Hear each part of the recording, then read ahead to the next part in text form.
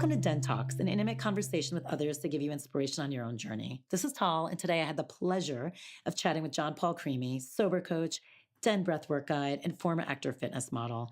After suffering from a near-death experience at the age of 19, not to give it away, but he was stabbed, he was also diagnosed with alopecia at just 23. Look, he is self-admittedly vain, so that was a horrible diagnosis for him.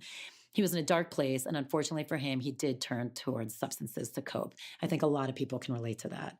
We do talk about how his transformation from substance abuse to faith, to fitness, to breath work, all of it. It really is an amazing journey. He also toured with rock bands and he coaches celebrities.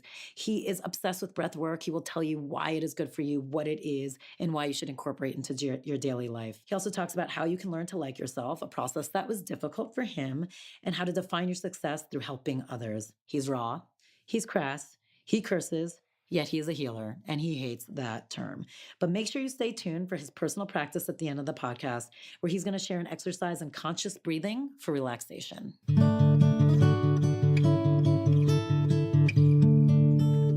Hey, we're here with Jon Paul Crimi, sober coach and breath work. We were trying to figure out what the word was: teacher, guide, facilitator, which actually leads me into my first question. He's so much fun to talk to. You guys are going to love this. He has so much energy and so many amazing stories. But let's start with the fact that when I was asking how to introduce you, it was actually hard for you to answer. Yeah, I mean, I don't know what the right title is. There's a lot of people out there that call themselves breathwork healers, and I'm definitely not a healer. You know, I think people heal themselves. I like to sort of guide people in that direction, but I don't know anyone that's putting their hand on my fucking head and healing me. You know what I mean? So you think of healing more the old school, like you can't walk, you get touched, and oh my God, now I can walk again. Yeah, I mean, and I know that's not what people intend when they say that. And I have friends that call themselves that, so I shouldn't say that. But, you know, we're going to get real. We're going to get honest here. And Yes. like, I think, you know, it's like my job to sort of push people in the right direction and their job to heal themselves. I can't heal anyone. I can't change anyone. People have to bring the change for themselves. So I'm going to push you. I'm going to guide you. I'm going to teach you what I did for myself. But if you want healing, you're going to have to bring the healing. You're going to have to do the work. You're going to have to show up for yourself. So nobody's healing anybody anymore. Look, if somebody could heal you, if they could like literally heal you, they would have a line down the street, for right? Sure. So I don't see that. Do you see any lines on the street going to the healer? We'd all be lined up for it. That's right. It's true. And it is, you're right. You have to be able to be willing and open. But it's interesting that you say that, because going back through your history, kind of how this all started, and the fact that you're a sober coach, you should talk about getting sober yourself and kind of where all that started, because I'm sure that was your first lesson in learning that you have to heal yourself. Sure. Yeah. I've been sober 17 years now. March 5th, 2000 is my sobriety date. 2000 is a good year to be. It's easy to keep track. Well, it was kind of like I bottomed out New Year's Eve, and then I just kind of kept bouncing on the bottom for a couple more months with, you know, the Millennium 2000 in New Orleans. It was insane. So what was your bottom? Oh, I mean, you know, I think I had a lot of bottoms, as most people do, and they have a horrible incident or something that happens, and then there's a window of like, I'm a mess. I need to do something about my life. And then if you don't jump through that window of opportunity and actually do something about it, then you kind of start to tell yourself like, oh, maybe I overreacted. Maybe it's fine. How long do you think that window is? Like, how long do you think it's open for? I think it's open for a couple days. Oh, that's a small window. I think so. And then people don't immediately like go back out and start drinking or whatever. They slowly ease back into it. I'm never going to drink again. And then it takes a couple weeks, but they don't take the action. What I mean by the window is if you don't take action, some real action, ask for help or do something about it, you've missed the window. So my last, bottom was I had found out about another friend of mine dying in Boston. And I lost a lot of friends growing up, and it was really hard news. It was someone I grew up with, someone I was very close to. And I left work early, and I proceeded to go and get wrecked for the entire weekend. And by the end of the weekend, I was coming back from a strip bar where I had lost my leather jacket with all my money in it. I think I took off the jacket getting a lap dance, and then my stripper stole it or something like that. And I was jumping the canal bridges with my car in Venice, like Dukes of Hazzard style. Oh my God. And the police were behind me. Yeah, the police were behind me, and he pulled me over like right in front of my house. And he said, we thought it was a stolen car because you were just going through red lights. And I was out of my mind. And I basically just told him the whole story and broke down right there and told him to the police. To the police. And I said, my house is literally right there. We're standing in front of it. And he let me go. And the next morning I woke up and the window was broken. I had to break my way in, and the home phone was missing, and there was an empty packet of Coke on the table, and I was a mess. I was a hot mess.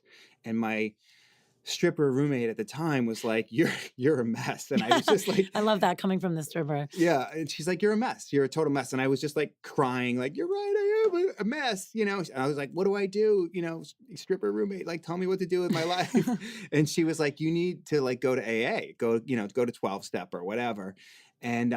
And my therapist had suggested 12-step or recovery months before, but somehow it had more power coming from the stripper roommate at the time. She carried more weight.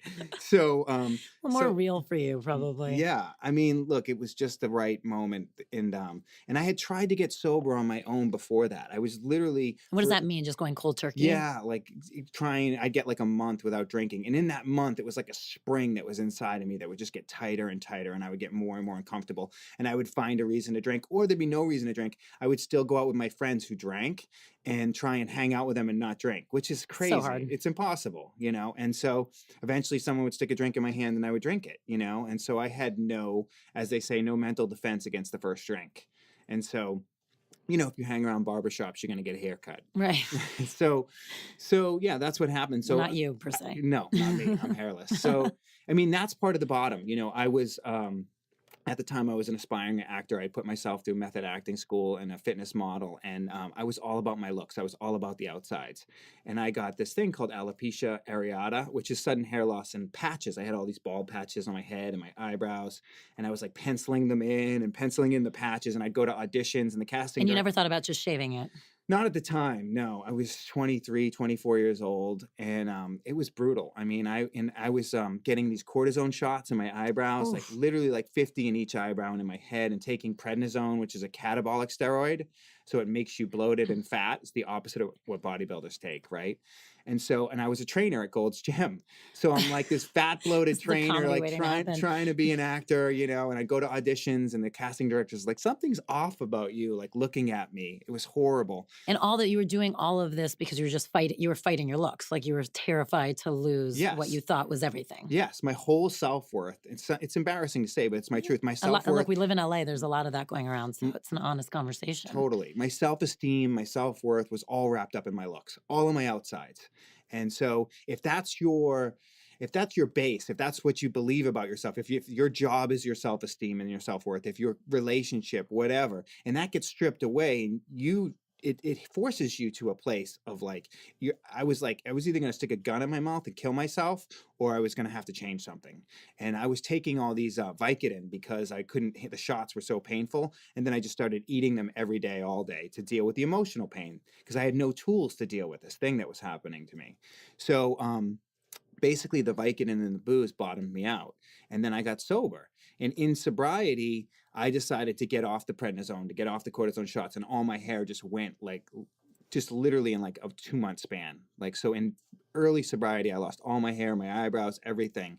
And I changed from the inside and the outside, like a different person. But in a weird way, that's a blessing, because it actually forced you to have to look at yourself differently. Yes. I tell people it's the greatest gift I ever gotten. You know, it really is. It's like, it's not really so much what happens to you as it is the meaning that we assign it, right? Like this, I could look at it as the worst thing that's ever happened to me, or the best thing. And I look at it as the best thing because it changed the course of my life. I got sober at 26, 27 years old, which I would have never got sober at. You know, I know people now, the few friends that I have left from where I grew up, you know, most of them are gone. They, you know, died either through drug and alcohol or suicide or something like that. You know, now they're trying to get sober, some of them. And it's like, I can't imagine being in my 40s trying to get sober. It's brutal. Well, let's talk about that. So you're from Boston, and it sounds like it was pretty rough. I mean, I'm not from the roughest area. I'm from an area, though, that's called the Irish Riviera. So it's the 13 most Irish towns in America, just 20, 25 minutes south of Boston. My town that I grew up in is the 5th most Irish town in America. And so I just thought everyone had like 17 brothers and sisters and was redheaded and Irish and just beat the shit out of each other, right? So I just grew up like that. And it was, you know, it was like a lot of city people from Southie and what have you moved to the suburbs. So it was like city mentality in like nice home suburbs. It was really weird. Right. You know, I got stabbed at 19 years old and almost died. I lost half the blood in my body. I got stabbed in the head, and it was crazy. And the doctor, I remember him stitching it at the time, and you know, he said, "Don't worry, kid, your hair will cover it." And little did he know that I was going to come down with alopecia Alopecia. and lose all my hair. But Now, was you that know, like a normal thing, or were you running with a bad crowd? I think I don't think my crowd was that bad, but I would get myself into bad situations. And this one wasn't. You know, my friend was trying to break up a fight, and he got stabbed in the stomach, and then the guy was running by, and I grabbed him and said, "What's going on?" And he stabbed me in the head. Oof. Yeah, it was brutal. And then, you know, that's the thing. Like, none of that stopped me from drinking or using. The next night, I was out with my whole head bandaged up. And people were like, I was at a party. And people were like, "Didn't you get stabbed last night?" And I was like, "Yeah. So what's going on with you?" You know what I mean? Like, it was crazy. Like, I just kept going through it. People would die and suicides and all this stuff. And I just kept How old were going. you when you started drinking? And I don't even mean socially, just like when you felt like it started to become a About, problem. well, I think, you know, it was never a problem. It was always my solution. Fair enough. The problem is inside of me and how I feel about myself. And so the first time I drank is a clear indicator. Like, I felt amazing. Mm-hmm. You know, I drank and I was like, wow, this is amazing. This is how I want to feel all the time. You know, all my fear, all my nervousness and worry just left me. How old was that? I'd say 12, 13 years old. So what was it like? What for you was that? Like, where was it coming from? We took it from a parent's liquor cabinet. You know, I had a friend who had a single mom, and his mother was gone somewhere, and we took the booze from the liquor It's usually cabinet. how it happens. Yeah, exactly. But where was it? Like, why were you emotionally in that place? Like, what was going on for you that you were a kid that was so anxious and wrapped Mm, up, and that literally drinking at that age made you feel like indestructible? right. I don't know. You know, I've always just wanted to grow up really fast, and just and always, when I was young, not now, I didn't feel comfortable in my skin. I always felt like I wasn't safe.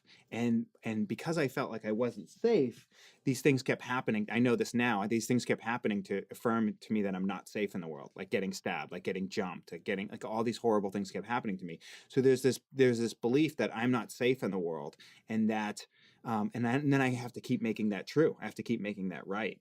And so when I drank, I felt safe. I felt indestructible. I felt like nobody could hurt me. And people would start fights with me. People started fights with me all the time, but people would start fights with me when I was drinking, and I would just unload on them. And so it's hilarious now. I'm a meditation teacher. You're like a I've pacifist. been in like, over 100 fights, probably in my life. But I think that's probably why you can really help people, because you can relate to them as they truly are, with like zero judgment and knowing that, I mean, shit happens. Sure. I mean, look, most of that guy is gone today, but there's still pieces of me that are inside that, like, that's not okay. Or there's like, I joke in my classes all the time that my default setting is like selfish asshole. I wake up, I'm a selfish asshole, and I have to battle against that every day. I have to fight it every day. And when I do all these things where I do the breath work and I help people, I become the best version of me, right? The best version of me. So, it's like, it's a constant thing. I don't know why I go back to selfish asshole, but like helping other people gets me out of that. Now, my wife isn't like that, and a lot of the people I'm friends with aren't like that. I don't know why that's my setting. But I have to work against it. And so it's always about helping other people for me now. So when you describe yourself as selfish asshole, do you feel like that's what it was growing up, that you were just a selfish asshole, or? Wow. I don't know. I mean, it's a tough question. I don't know where it starts. Is it hereditary? Is it bred into me? I think I felt alone a lot as a child. I have brothers and sisters. I have a brother and two sisters, but there's a big age gap, and so I remember being alone all the time. And I think it's always sort of like looking for that attention. Yeah. And so, I think you and I have talked about this before. Like, my first love is books in the library. That's my first escape Me before too. alcohol, right? You give me a book, I can disappear for days. And I would disappear as a kid in the library. So I think I was always looking for an escape. And maybe that escape is the escape from myself. I don't like how I feel with me. I'm not comfortable with myself. And so how do I get out of this feeling? How do I escape this feeling? And so it's always about seeking things outside of myself to feel differently. Right. And so that's where drugs come in. That's where alcohol comes in. That's where food comes in, or sex, or it goes on and on, even exercise. Right. And when you start to do this thing, this breathwork thing, which we'll get to, I'm sure, it changes that and it works you from the inside out. You know, I say it all the time that happiness is an inside job and that I'm never going to fix myself. I've learned this the hard way. I'm never going to fix myself from the outside in. It's always got to be from the inside out. But it's so interesting that your journey was trying from the outside. Most people is. Yeah, that's true. You know, look, you know, I've worked with tons of celebrities at this point, right? I've worked with people, some of the biggest, most successful celebrities on this planet. And they thought that when they got the thing, the award, the multi-platinum album, the big show, the big movie, the Oscar, you know, whatever. Everything would be perfect. Everything would be okay. And then it didn't. And that's the biggest letdown, right? It's the same thing with Olympic athletes. And after they get the medal, you know, what now? And so when you think that this thing is going to fix you, you're screwed. You know, you're going to be doomed. And so I'm always working with those kind of people who they think like, this thing didn't fix me, now what? And so it's about finding that happiness, that inside center and getting there and knowing that nothing from the outside in is going to fix me. So let's go back a little bit. So Sure. Did you ever get that policeman's name, by the way? Because I feel like he did you such a huge I know. solid. I actually Because imagine if it went the other way, you could have been doing some serious time. Yeah. Yeah. I actually had a couple DUIs before I was 21 in Boston. And you know, one of them I got off and the other one I didn't. And he did me a huge favor. And I looked for his card or wanted to reach out to him or something like that and say thank you. You know, here we are 17 years later, I'm still sober. Yeah, from And that moment. yeah. You know, that's the thing. That's the window.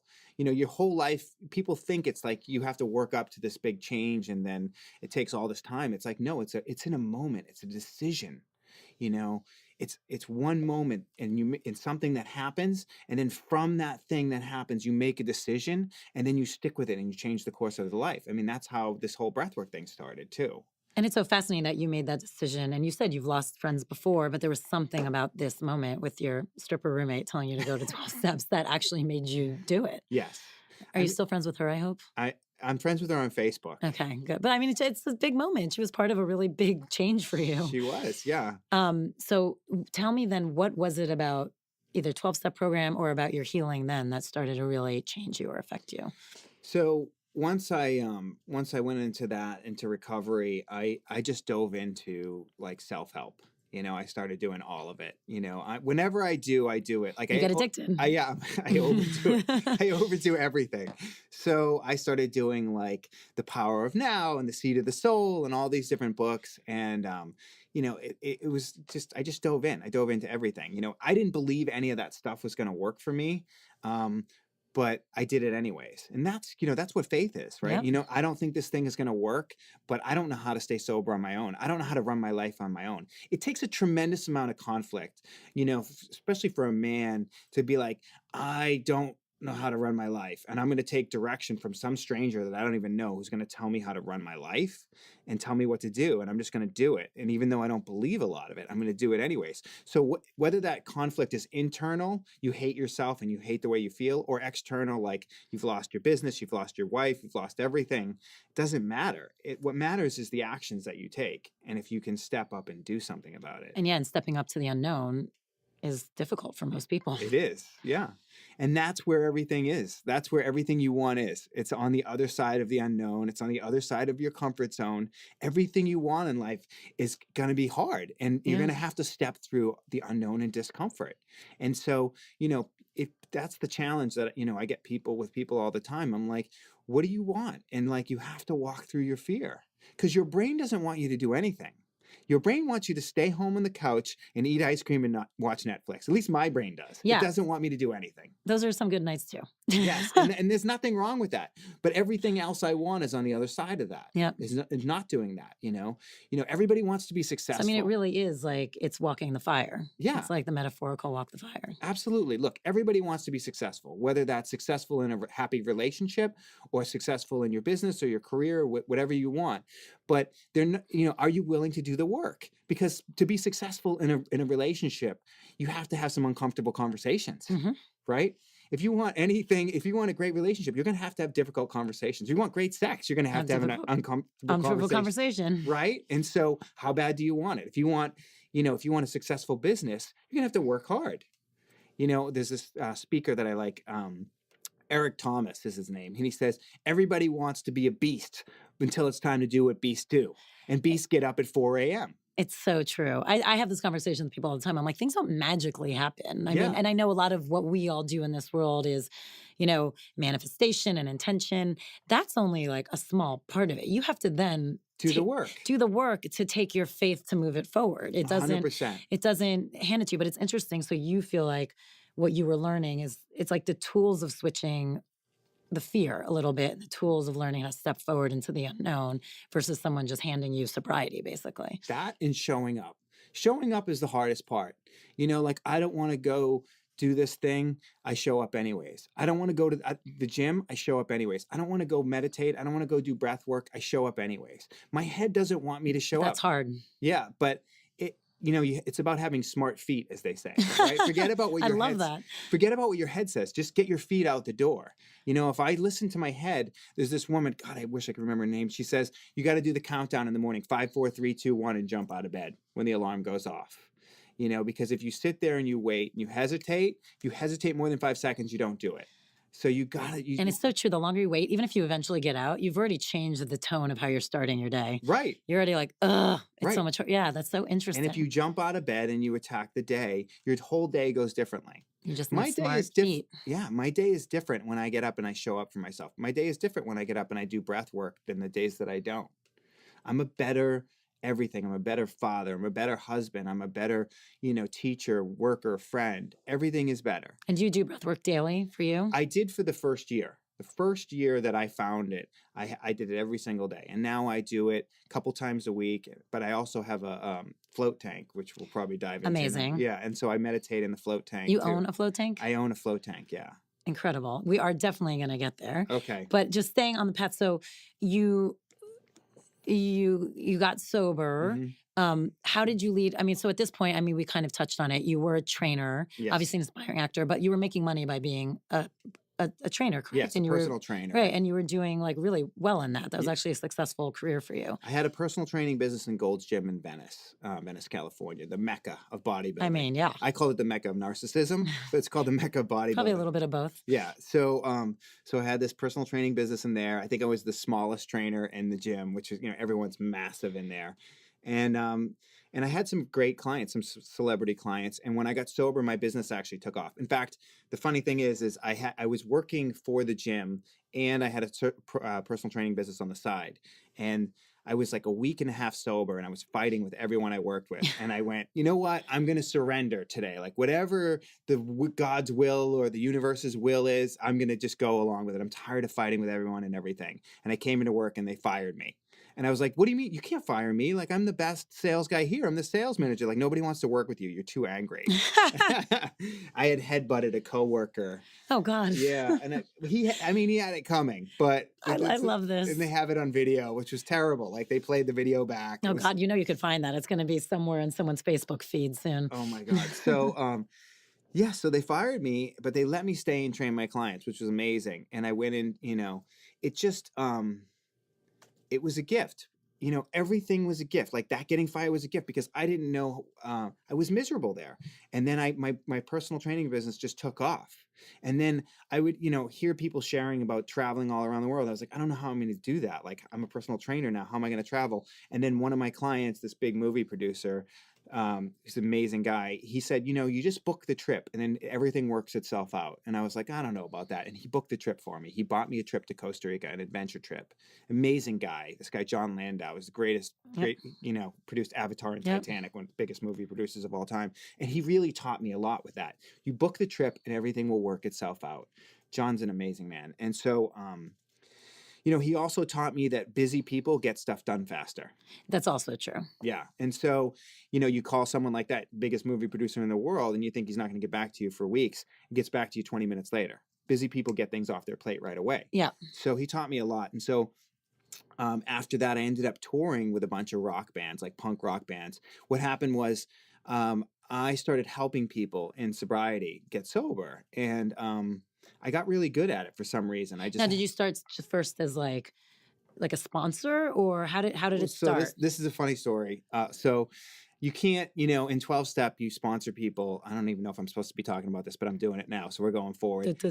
Yeah. So people are going to be hating on me. So in you sponsor people, it's part of the steps. And so I didn't have anybody to help. And so I thought I'd do Big Brothers of America, which is an amazing, thing. Big Brothers of America. You find someone who doesn't have a mentor.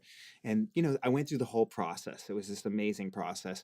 And they interview you and they check your background, and they check your references. They want to make sure you're not like some freak. Right. And so the last step was, and I was a year sober at the time, and the last step was this like 3-hour interview with this really sweet girl. I think she was like this Christian girl, really nice. And she's interviewing me, and she starts asking me all these questions, and it starts to get really uncomfortable. But I was like, I'm going to be honest no matter what. Because if they don't want me, they don't want me. But I'm living an honest, pure life now. So she says to me, one of the questions is, she says, do you own any pornography? And I went, I own like an acceptable amount of pornography. And then she's like, like what? Like magazines? And I'm like, no, I'm a grown up, like DVDs. Right? This is obviously before the internet. Right. So and then she goes, well, do you own any toys? And I go, toys like dildos and anal beads? And she says, no, like a bat or a ball. And I go, oh my God, no. I thought that's You're a still weird, on this. It's a weird segue. It's a weird segue. That's a weird question to come right after it, right? And so she's like, a bat or a ball. And I'm like, I don't have a bat or a ball. But so anyway, I became a sports store on the corner. I became a big brother, which was amazing. Amazing. And I think we dated a little bit, me and the girl. Well, I think it must have been the toys that got her interested. So, and that was my first experience with helping somebody else, getting out of myself. Like everything had always been about me up until that point. And I was really selfish and self-centered. They say that's the root of alcoholics, is selfish and self-centeredness. Interesting. Yeah. And so it's always about battling that for me. And so I took this kid to the Getty and we played paintball, and it was amazing, and I drive up to Crenshaw to go pick him up, and it was really amazing. So that was my first experience with sort of giving back. And then I started sponsoring guys and helping guys, and I got really good at it. And there, as a result of that, somebody dragged me into this thing called sober coaching, sober companion work, because I was also a trainer, right? So they thought they could get 2 for 1. They could put me with some big rock star or some TV star or movie star who could get a sober coach and a trainer for the price of a sober coach. Right. And they did. And I also used to be a chef a million years ago, right? Oh my God, you've done it all. Fights, cooks, everything. I started working when I was 12. So, and I worked my way up from a dishwasher to a sous chef in the kitchen. Amazing. So I could cook and do the diet and do the fitness and try and help people stay sober. So I got to travel the world with these like rock bands, which was crazy at the time, and it was interesting. It totally cured my rock star fantasies. I'll say that. It's not, it's not all it's cracked up to be. Oh, I can't imagine. So then you got into more being a sober coach. Now, do you feel like, when did you kind of make the shift from training, or did it always stay kind of hand in hand? It went hand in hand because a sober coach isn't really a consistent job.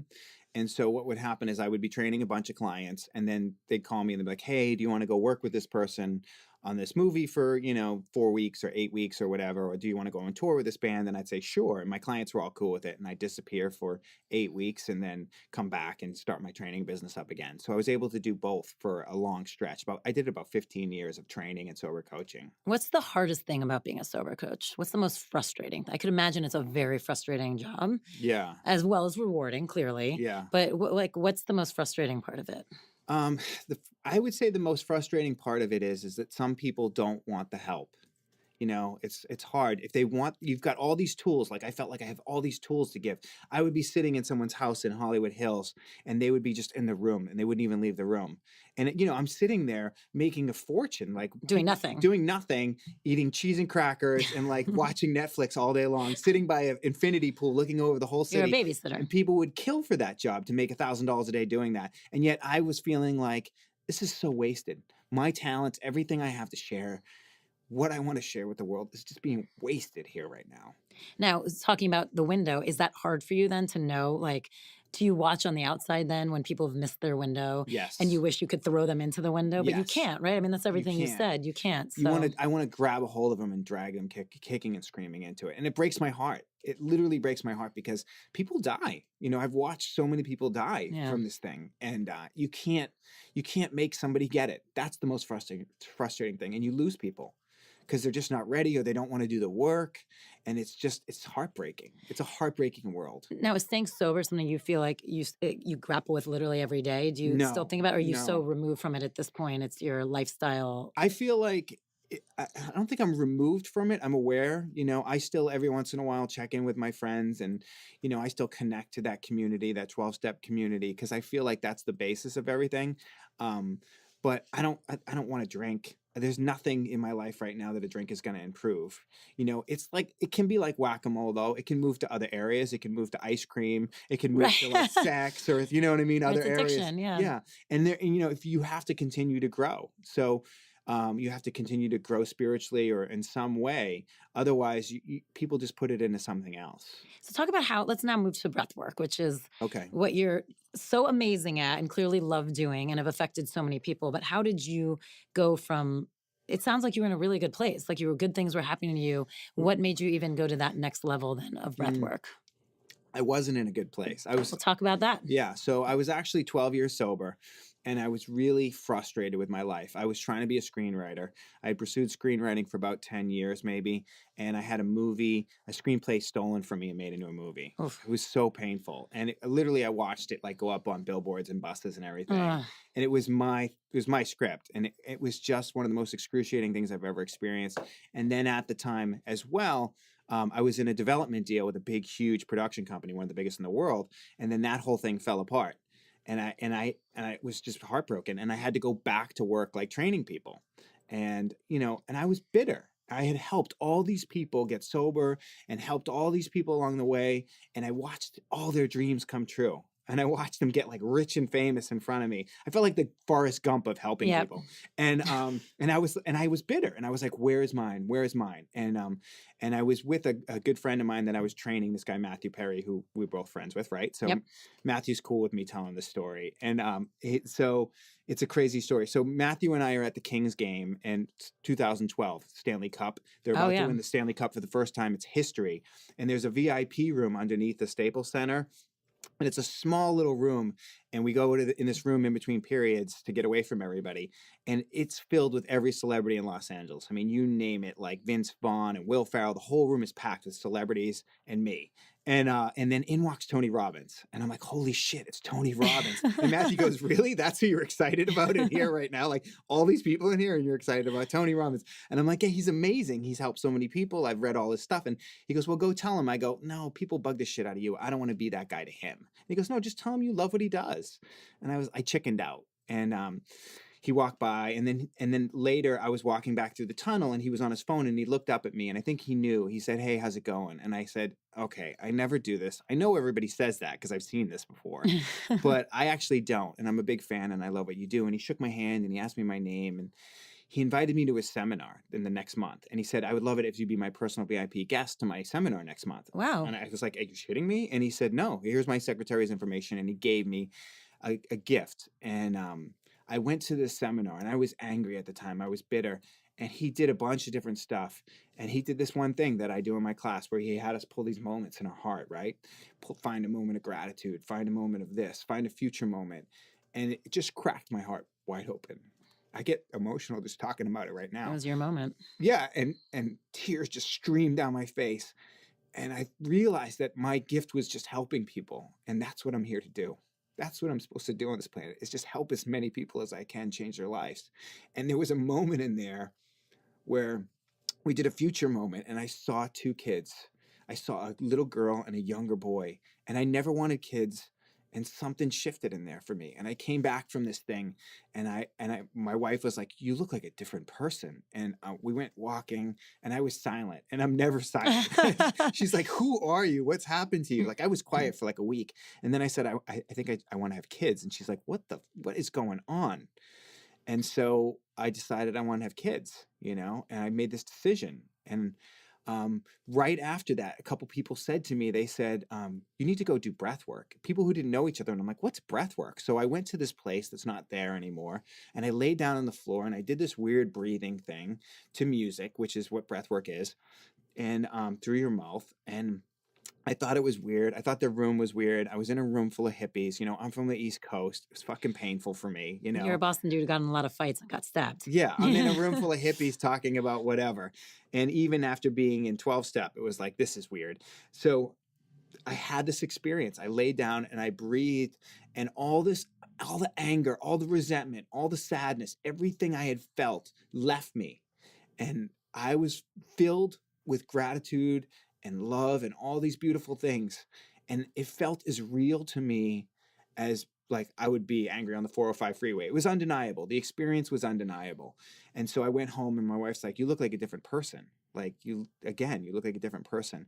And we had this beautiful, like intimate conversation, my wife and I. And then later that night, I made love to my wife, right? Which is not my style. I love that. And so, and I said, I just made a baby. And she said, shut up, you idiot. And I said, no, I felt the soul of the baby come through me. And she's like, that's something I would never say. And she's like, okay. And the next day she was nauseous. And I'm like, that's the baby. And she's like, will you stop being an idiot? And my head was shut off and I felt the best I've ever felt in my life. My head was silent the whole day. And I just said, I got to do this like all the time. So I did it every day for a year. And how did you go to that? And that was the conception of my daughter. That's amazing. Yes. So you were connected. So now I'm telling weird stories. Now everyone's going to hear that weird story. No, but I love that because again, when you're explaining the type of human you are, you're like, I'm not a hippie. I'm not this. I'm pretty tough. I can be an angry person. Yeah. But your point is, but if you can crack open a little bit, spirituality will find you. Like you just you get your hippie moments. I love it. Yeah. Look, there have been moments where I'm driving to teach a class where like I get into it with someone on the highway. I don't get out of the car anymore. I have kids, but I'm like, I'll say in my class, like I almost kicked somebody's ass on the way over here. It's like, I'm going to go from kicking somebody's ass to like putting gratitude and love in people's hearts.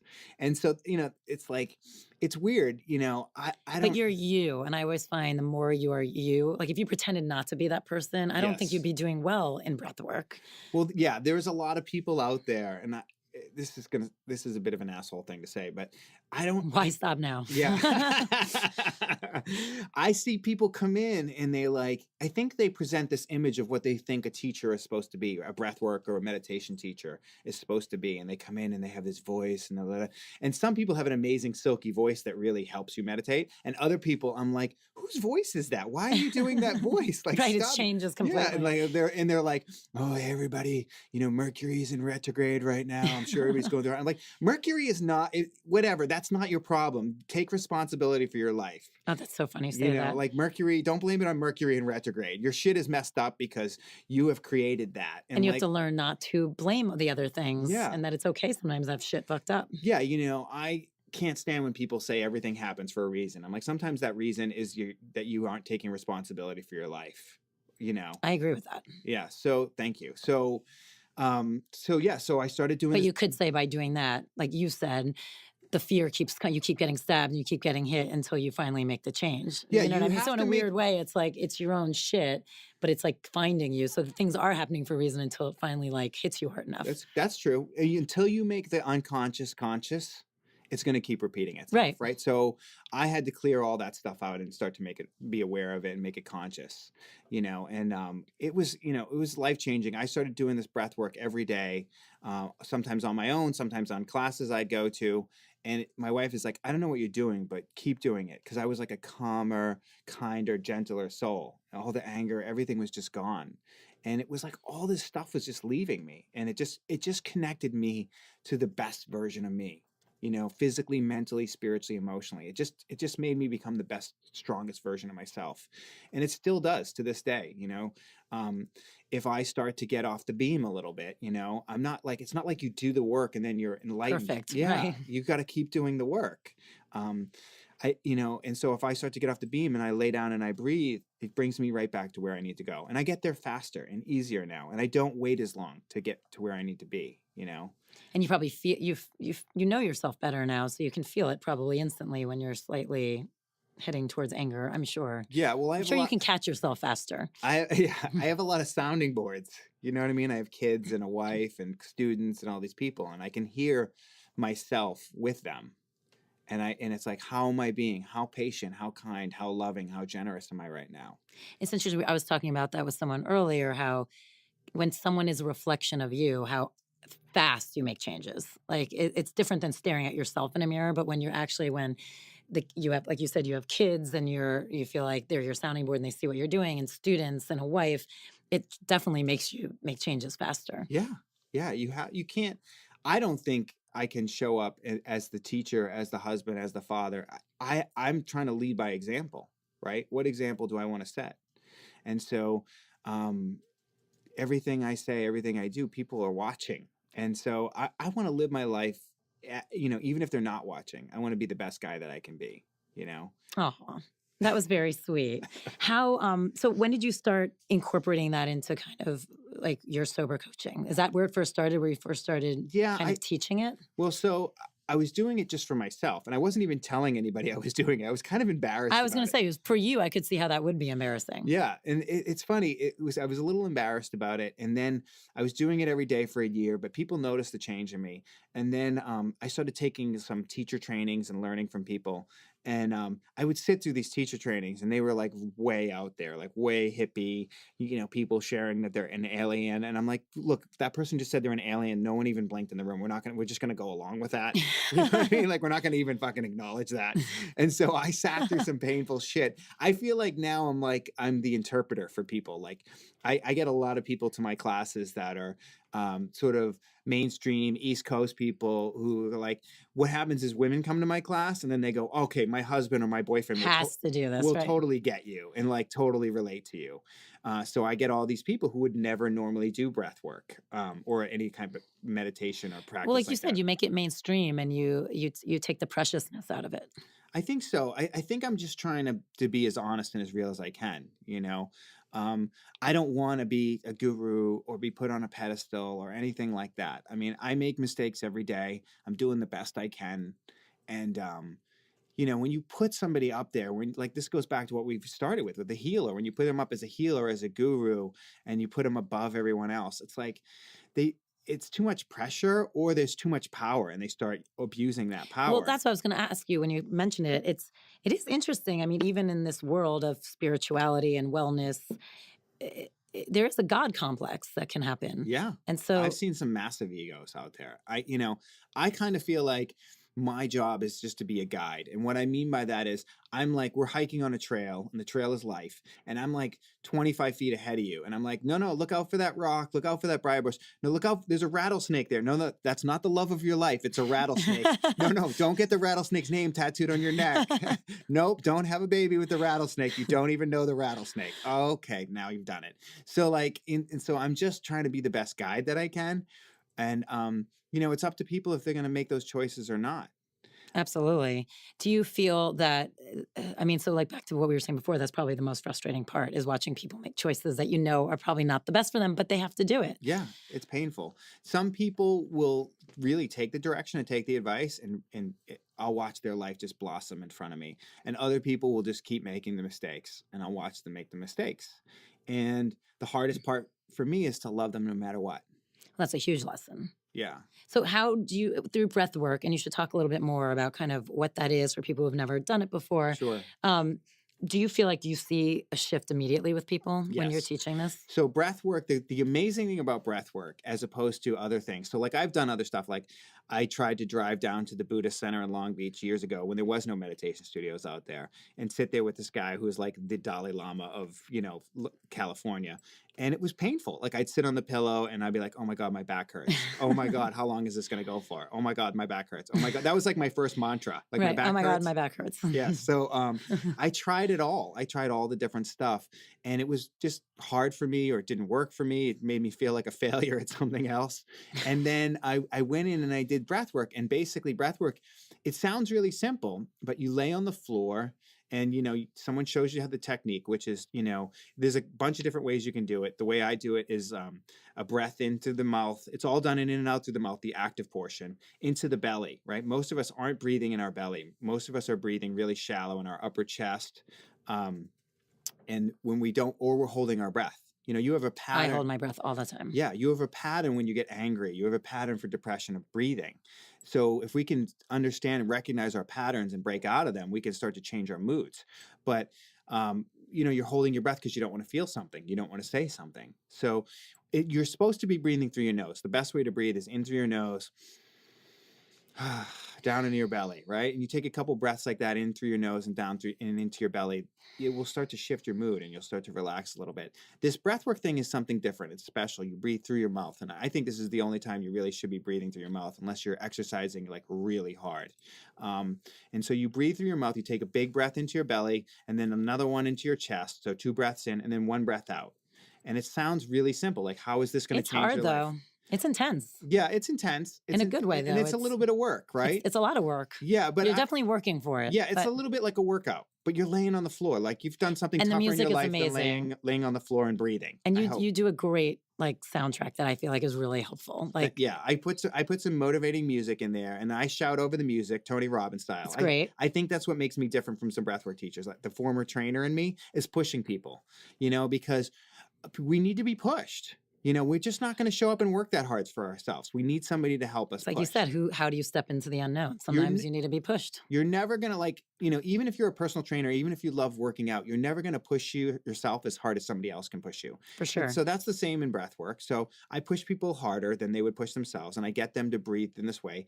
And what happens is you have an experience from it. And the experience is undeniable. This is the thing I love about breath work. You can go to Reiki or some other meditations and you walk out and you be like, yeah, maybe. I think I feel something. I don't know. You go to breath work and you're like, what the fuck just happened? I can't tell you. Your whole body's like tingling. Yeah, people, you know, it freaks some people out their first time. It's an intense experience, but I cannot tell you how many people have come up to me after their first class and be like, I feel like I just did a year of therapy in that session without saying anything. Or that was the most profound experience I've ever had in my life. People have these huge, massive experiences in their first class. Well, I remember when I did my first class with you, it was what came up for me. Mm-hmm. And I knew I was just so stressed and exhausted. I was like, oh, this will be great. And like, I'm like wound so tight right now. No matter what, this is going to be good for me. And like really like old stuff came up, which was like stuff that I thought I'd forgiven myself for. And I clearly hadn't. I got so sad in a good way. Like it was opening up a door of sadness that I'd closed off clearly and hadn't like tapped into.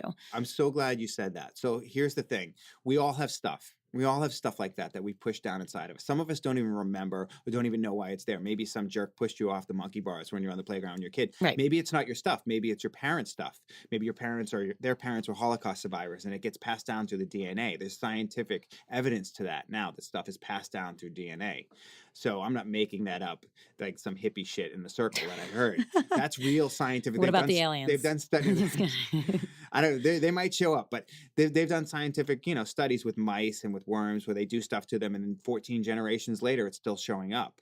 So we have stuff passed down to us. But, you know, look, we don't even have to look at that. We all have stuff that's happened to us in our lives. Absolutely. And so we think we've dealt with it, and then we do this breathing thing, and it clears it out. And what you don't realize is that it's unconsciously affecting your relationships and your friendships and how you act out in the world. Most people are going through life with the brakes on, never reaching their full potential because of past experiences. They're unconsciously reacting because of past experiences. And it's even people who are moving forward and are successful. They're still, you're right. You can be successful. There's stuff that you're closed off to because you don't even realize it's still holding you back. Yeah, and some of the most successful people I've ever met to have all this stuff pushed down inside of them. They're just like, I'm not going to deal with that. I'm going to focus on this. But the truth is that's the stuff that gets us sick. That's the stuff that causes health problems, cancer and heart conditions and all this different stuff. So it's really important to clear it out. And if you don't understand why you keep repeating the same patterns, like I say this all the time in my class, like if you're sick and tired of having the same relationship with a different face, like let's change it. And that's on you. Yeah. What's the norm here? You are. Yeah. So you're the common denominator in all your problems and all your failed relationships. You're the common denominator. So like, let's fix it. Yes. And so this thing changes. Like I've never seen anything create as much like amazing positive change as breath work. I've experienced it myself in my own life, and then I've watched other people come in and do it and see their whole life change. I see people change in front of me. They come, they're a mess, and the more resistant you are, you don't have to believe in it. You just have to show up and do it. Yeah, I see these guys who are like smart feet. I see these guys who show up like their wife's dragged them there. They're like looking at me like, oh, this bald bastard. Why am I here? And I'm like, that guy's going to have a huge experience. And they crack open and they come up to me afterwards and they're like, thank you so much. I can't believe all this stuff that just came up. And you know, we just clear it out. And every time you do it, this is what's amazing about it. Every time you do it, it's a little different. And the reason that is because you're transforming. It's starting to change you. It's clearing out all the stuff. Now, I had a lot of stuff, so it took me a couple months to clear it all out. I see other people, they do one session, they're great. They're floating out. Yeah, and you don't need me every time. You can do it on your own. But like I said, it's better if somebody pushes you. No, but so many things. Like you don't need a trainer. You could work out on your own. You could do sit-ups and push-ups every morning and go for a 3-mile run. But a lot of people need help motivating. Sure. And same thing with yoga. You could do asanas at home too. But sometimes it's great to be in a class and have a teacher tell you what to do. 100%. And it's why I opened up DEN meditation. It's like it's easier sometimes to sit down and have someone lead you through a practice and carve out the time that way than do it in your house when you have kids screaming or a to-do list. Yeah, I mean, look, the DEN is amazing for that. Like when I tried to meditate on my own years ago, there was no one leading the meditation. There was no one giving me cues or telling me what to do or any of this stuff. And so it just made me feel like a failure. Your back hurt. Yeah, exactly. That's it. So you can go to the DEN and take these classes, which is amazing. And I started something now, which is if people can't go to the DEN, I'm doing breathwork online. That's great. So I do 2 live classes a week, and people are resistant, which is funny. They're resistant. They're like, I don't know if I want to do it live. And like, so they get on and I'm like, just turn your camera off so I don't see you. And they lay down and they breathe. And it's like I'm in their head because you put on the headphones. Yeah, it's great. It's like, yeah, it's exactly right. And it works amazing. People are saying it's like a private session in your house. Yeah. And what's cool about it for some people is they can kind of let go a little more. They feel a little safer. Because they're alone. Yeah, they're in their safe space. Everybody likes to do it differently. Yeah, they don't have to drive afterwards. You want to lay there after the breath work. Right. But I always tell people, if you're around, go to a live class first. Go to an in-person class first to have the experience and do that, So when you're talking, I mean, it's so interesting because you've now worked with people for so many different angles, like, whether it be physically training them or getting them through their sobriety and then this breath work. If you could give a piece of advice when someone's just that first moment, when someone's just feeling shitty, whether it be something big like a death of a friend or family member or something like a breakup or whatever it is, you just know, what would your first piece of advice be for them to start getting a handle of it or for them to not miss their window of change? My first piece of advice would be to don't be afraid to ask for help. People get so caught up in like, I can handle this and trying to just do it all on their own. It's like, why? I don't understand. It's the same thing with like, people will come up to me after my classes and say like, oh my God, that's the first time I've cried in 5 years. I'm like, why haven't you cried in 5 years? What are you, a robot? Like there's no awards given out for not crying. Right. There's no trophies given out for not crying. We're supposed to cry. That's a good emotion. We're supposed to emote that stuff. So don't, ask for help. Allow yourself to cry. Like have the courage to ask for help. Did you cry like growing up or before you kind of had your... Well, my thing, I was really sensitive growing up. And my joke in my class is that like I grew up in an area where it didn't allow for sensitivity. So if you have a feeling, you push that feeling down, you do a shot, and then you punch somebody in the face, and that feeling goes and that's away. Crying. Yeah, that feeling goes away. But the truth is that I was always a sensitive kid. And I was told like, oh, you're too sensitive. You're too sensitive. And now I look at that and I go, well, what's too sensitive? Why are my feelings not valid? What's wrong with the way I feel? And so I am really sensitive. And well, and that must have been so hard growing up in a place like that too. I mean, yeah, with all tough guys, it's brutal. Yeah, it's brutal. and then it must have been really hard for you in trying to make this shift too, because if you are that sensitive and you've put all that emotion down, that's a lot of shit that has to come up. Yeah, and that's why my hair fell out. I mean, that's the thing. Is it interrelated? They say they're not sure what causes alopecia, but they think it's stress. It's usually stress or some big trauma. But it's not reversible, right? Sometimes it is. Oh, interesting. Yeah, sometimes it is. So they think and I joke about that all the time. I'm like, if you don't think your emotions can affect your health, then go find my eyebrows because they're gone. And that's brought on by emotion, right? So like if you're pushing all this stress and all this emotion down inside of you, it's going to get you sick. People get cancer. We know that cancer is caused by stress, right? We know that heart disease is caused by stress. There's no question about it. Science has proven this stuff now. So what do you want to do with your life? Do you want to get rid of that stuff? Do you want to clear it out? And so I think it's really important that you find a way to do that. There's not really any doubt about it anymore. So when in this amazing saga of your life that I love, did you meet your wife? Which Jon Paul were you? Okay, so not that you're not the same version of yourself, but what I mean. No, look, I was Jon Paul, who at the time my best solution was I was helping as many people as I could. And I helped this guy I was helping this guy. This is a good story. I was helping this guy that couldn't get sober for like 12 years. And I watched him for my first 5 years of sobriety, just keep relapsing and relapsing and relapsing. It was painful. I mean, I thought this guy was going to die. And he asked me for help. And I was like, oh my God, I can't believe I got to help this guy. And don't like, put it on me. It's nerve-wracking. like I can't help this guy. And so I worked with him and I do what we do. And I was helping him, through the steps as we do. And one of the nights he was like, he tried to quit me at one point. I was like, no, you don't get to quit and then go back out and use and do drugs again. I mean, when he asked me to help him, he had fallen off his bike. He was scoring crack and he didn't want to put his hands down and drop the crack rock. So he like broke all his front teeth out. Oh. So he was like, his teeth were broken. I mean, he was a mess, right? And so he tried to quit me. I said, no, we're going to keep doing this. You committed to doing this. And he got 30 days. He got 60 days. He got 90 days. He got 6 months. He got a year. And it changed my life. And I watched, it was like I had never been a part of something like that. It was a miracle. It was the first real life miracle that I'd ever witnessed. And that you were part of. And I was a part of it. And somewhere in the process of helping this guy, he said, can you come to my house tonight and help me through the steps at my house? And I was like, in my head, I was like, I'm your fucking sponsor. You come to me, right? But I said, yeah, I'll help you. And I'll go to your house. And so I went to his house. And on the way out, we were walking out the door. He's walking me out. His neighbor came in with a friend, and he introduced me to the neighbor, and the friend and I were walking to the car, and I was like, the friend's really hot. And he's like, he called me 20 minutes later with her number, like a good sponsor should. I love it. And that's my wife. That's how I met my wife.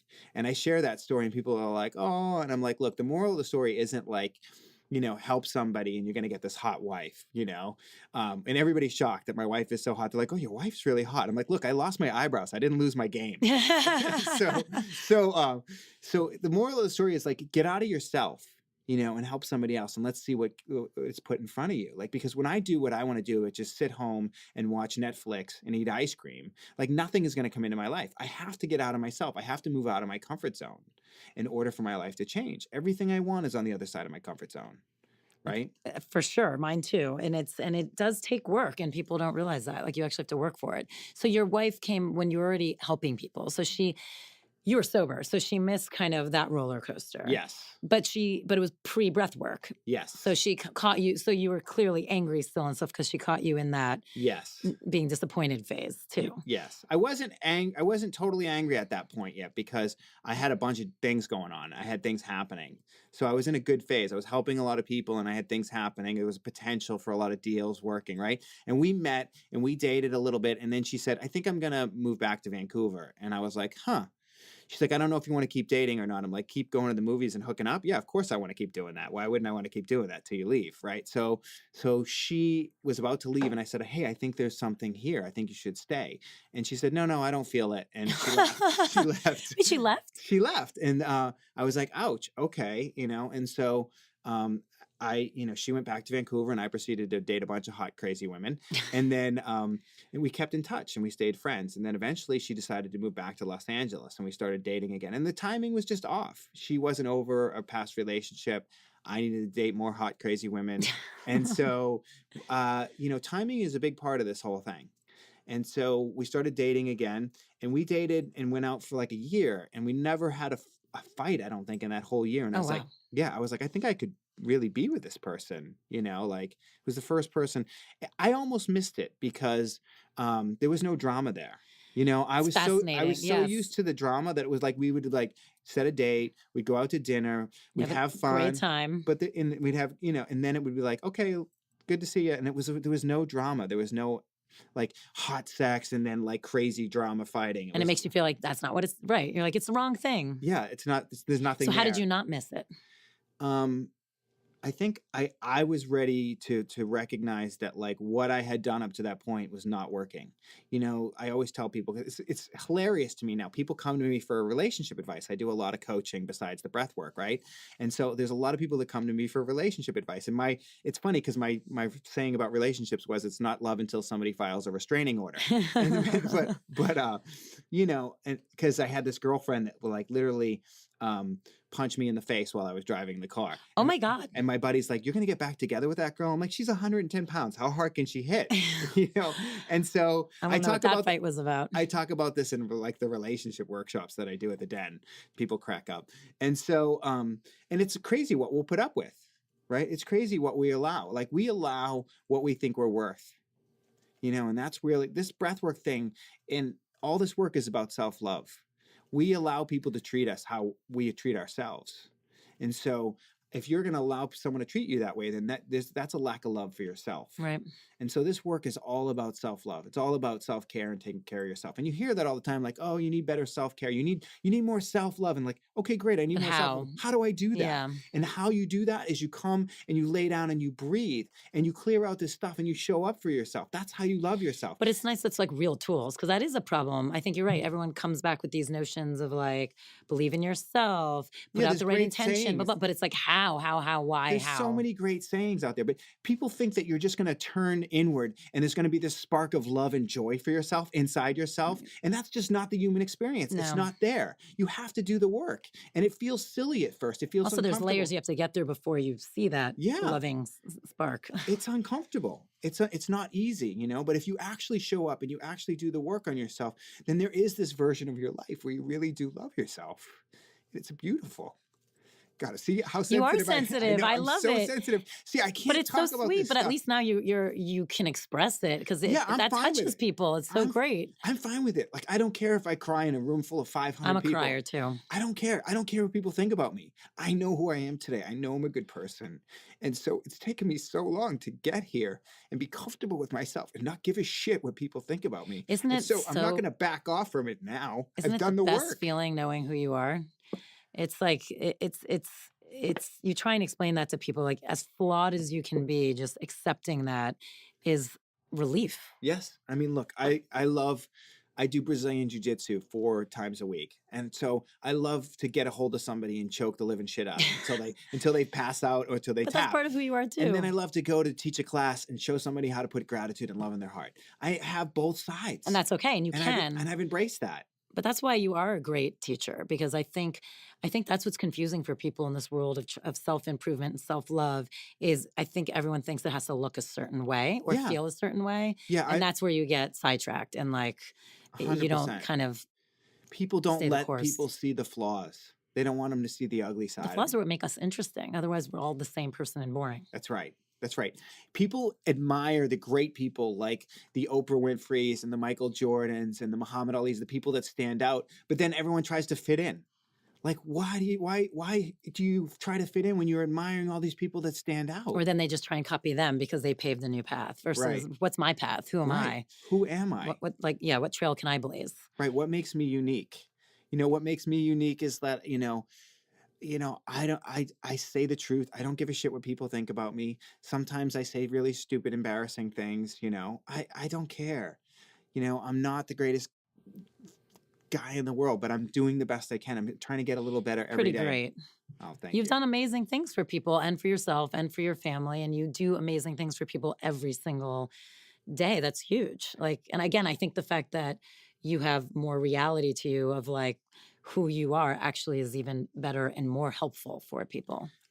Thank you. I had to switch my definition of what success was, because what happened to me was I saw all these people I had helped get really successful. I saw people like their careers blew up and got huge and all this kind of stuff. And then my friend said to me, what if your definition of success is all the people that you've helped? Absolutely. And I went, oh my God. And that was like your Tony Robbins moment. Yeah. Like I'm successful because of all the people I helped. Absolutely. That's my definition.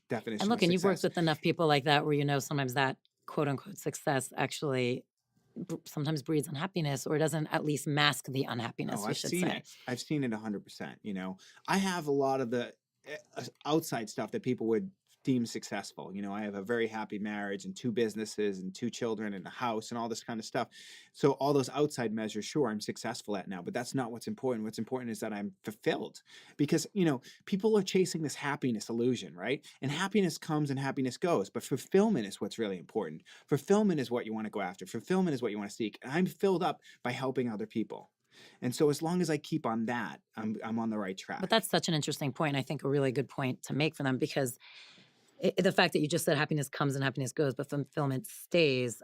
I always say that too. You have ups and you have downs. Nobody escapes that. There's not a Right. person in the universe who escapes a down or an up. It is how you feel about yourself every day. So the fulfillment that actually helps you ride the downs and helps you actually be really excited about the ups and like take advantage of them. So Stop believing that you're supposed to be happy all the time. right, nobody is. That's a lie. Yeah. And that lie is what makes you unhappy. Is thinking, "Oh, I'm not happy right now. There's something And wrong with me." Yeah, and that's not true.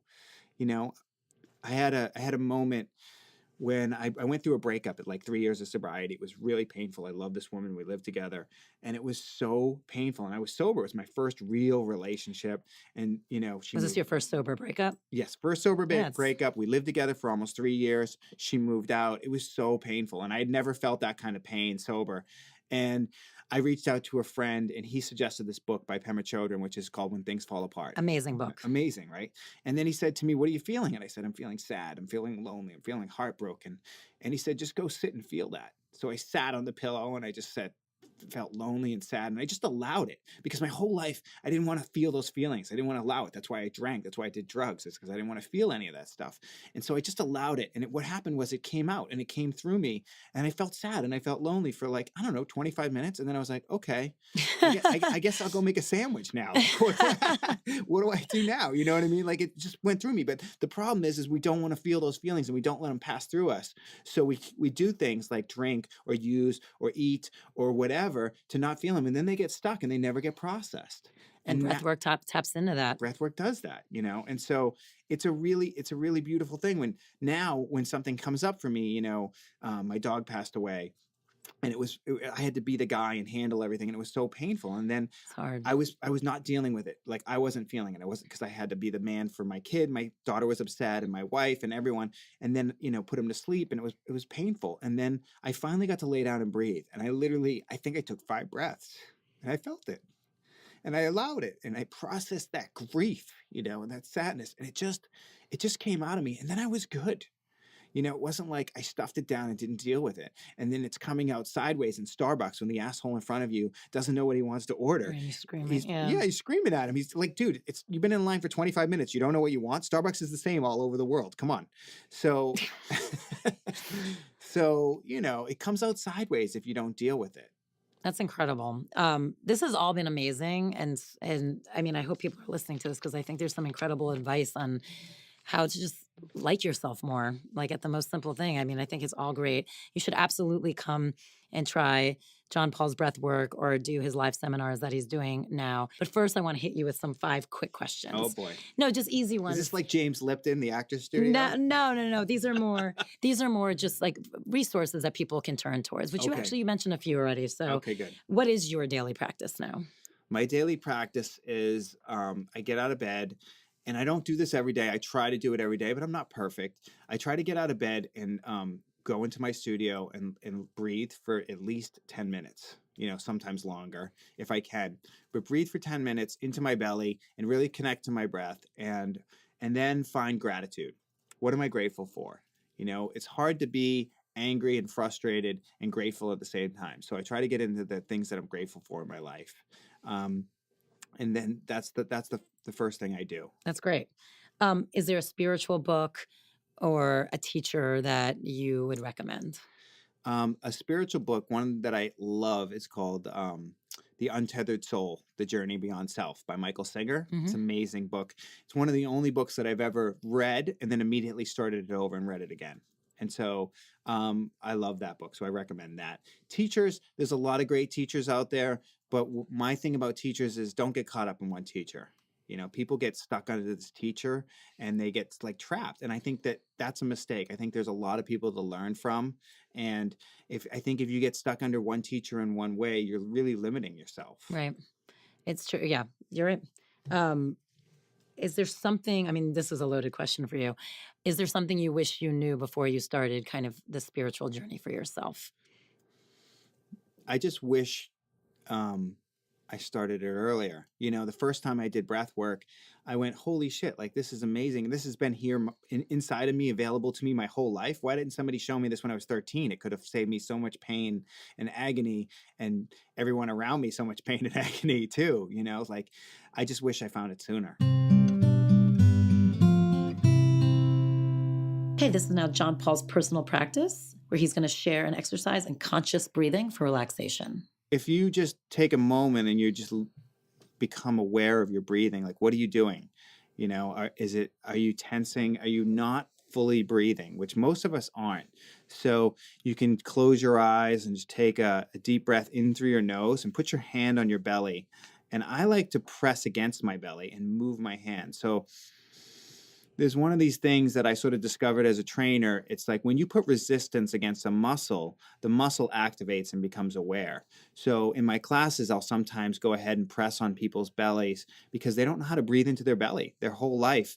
Like, you know, a lot of people have been holding their abs for 40 years, like holding their bellies in, and that's just not good for us. So if you put your hand on your belly and sort of press against it a little bit to feel the resistance, and then inhale in through your nose and feel your belly expand. And you can exhale out through your mouth and make a sound, like literally make a sound. So let's do that again. Put our hand on our belly, in through our nose, and just go, just let out any kind of sound.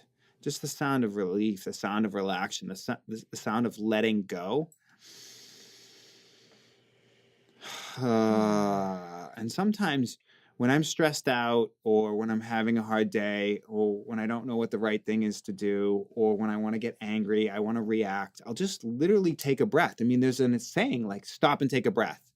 And these sayings exist for a reason, but the thing is that we've heard them so much that we don't really hear them anymore. You know, you stop hearing them, you stop seeing certain things, and you see it all the time. So if you learn, I've relearned to literally stop and take a breath.